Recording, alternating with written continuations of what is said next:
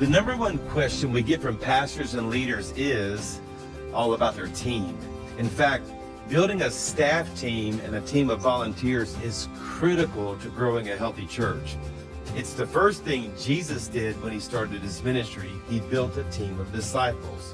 Today, I will give you the 5 keys to building a dream team on the Grow Leader podcast. Last month, we talked about the questions that leaders should be asking. And today we're going to talk about the question you get asked the most as a senior leader. Yeah, so we do a lot of roundtables, and if you're listening and you're a pastor or a leader, you can actually apply to be a part of our roundtable experiences. They're incredible. We'll have 2 or 3 days where we sit in a circle and we show them what we do as a church, but we have some of the greatest discussion. It's my favorite learning environment, by the way. I've learned more in a roundtable setting than any conference I've ever attended anywhere, more than even what I learned in school. I just love the dynamic of being able to ask questions. And hands down, Matt, the number one question we get asked is, help me with my staff, help me with my teams, help me find better leaders, help me grow a better volunteer base at our church.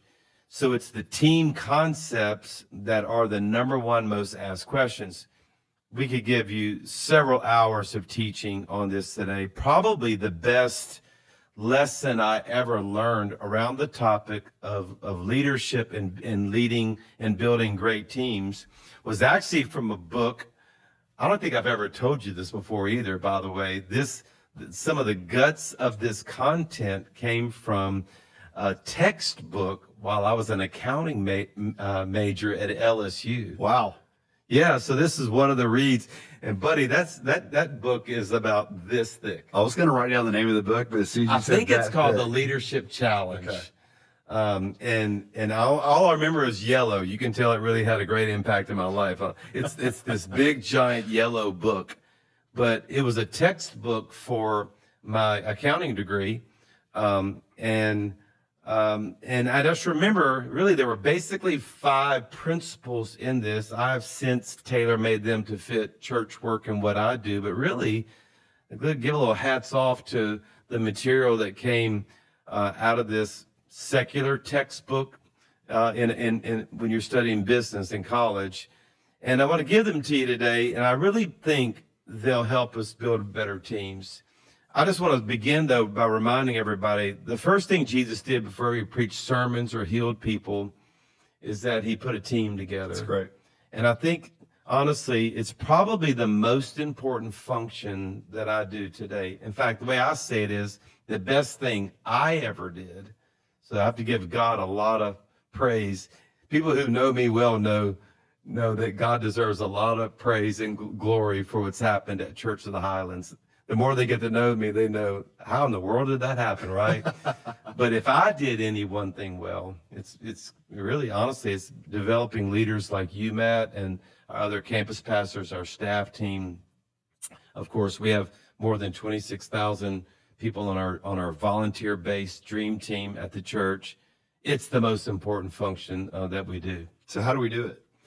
Well, I'm going to give you these 5. These are tailor-made from this textbook. And here's the first one, and that is you have to be the kind of leader that people want to follow.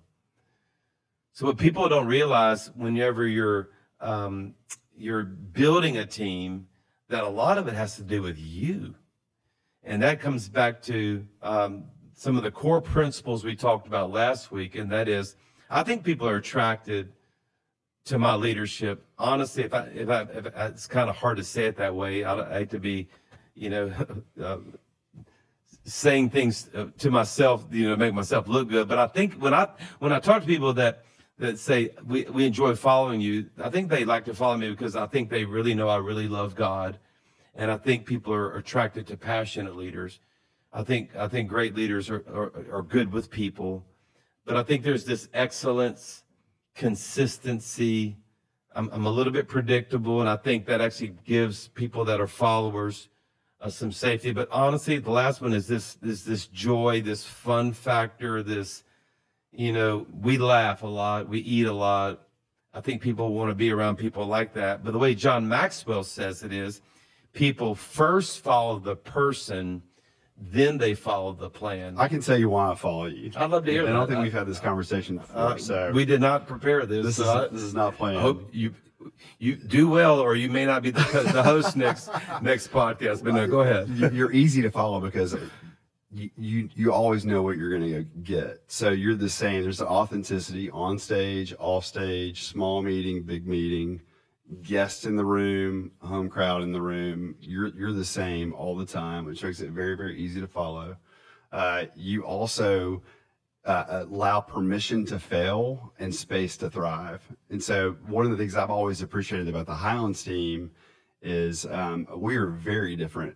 You're not looking to hire people just like you. You're actually looking for the people that are not like you to have a very diverse set of skills and gifts, personalities in a room, which really helps everybody out know that, hey, there's space for me to be me and still help execute in the system that we're in and really go accomplish the vision. Well, thank you very much. You're welcome. That was not planned. You will be here for episode 3. No, I really appreciate it. That it's very kind of you to say. And I'll just say this: I don't think that came natural to me. This means a lot to me, and I work very hard on it. And I'm more task driven, so I see lists and things to do, and so I have to work hard at this. This is not natural for me to be the kind of leader that people want to follow.